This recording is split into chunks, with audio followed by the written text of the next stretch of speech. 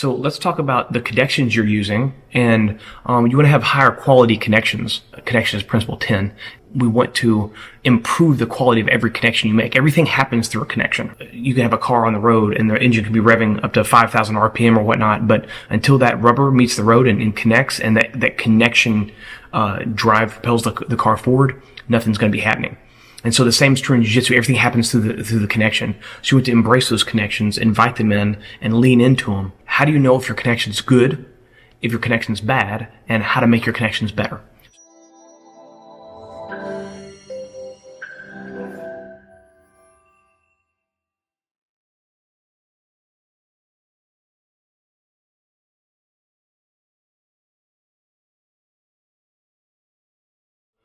To do this, there's 3 relationships you want to pay attention to. The first is my center, my foundation. Is the connection improving or detracting from the relationship of my center, my foundation, or of the opponent's center to their foundation, right? So that's the first relationship you want to look at. The second is the part to whole.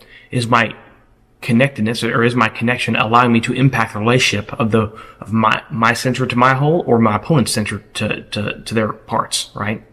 And so understanding how your connections are impacting those elements, that relationship, that set of relationships, the part to whole for me and the part to whole for the opponent, will also give you a sense of the quality of that connection.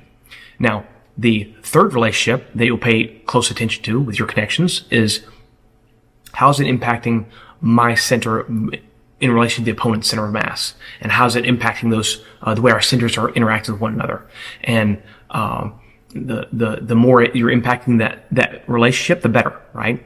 And so that's what we want. We want our connections to be impacting those 3 relationships. To the degree that they impact those 3 relationships, they're better or higher quality connections. And to the degree that they don't, then they're lower quality or poor connections. Now, sometimes you might need to switch out a connection with a better connection, right? And so I need to say one other thing about those 3 relationships. There's a 4th relationship that moderates those 3. So you want to understand the center to foundation, the part to whole, and then the center to center, right? But those relationships, what do you look at those relationships in relation to? And that's in relation to whatever goal it is you're after. So if you're going for a rear-naked choke, or an armbar, or a guillotine, or an ankle lock, the way you utilize your connections to impact those relationships is going to vary and differ significantly, right?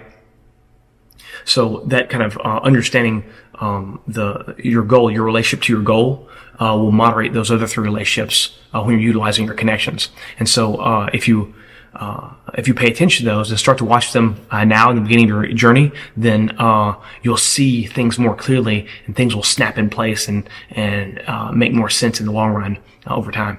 So hope that's useful. See you guys on the mat.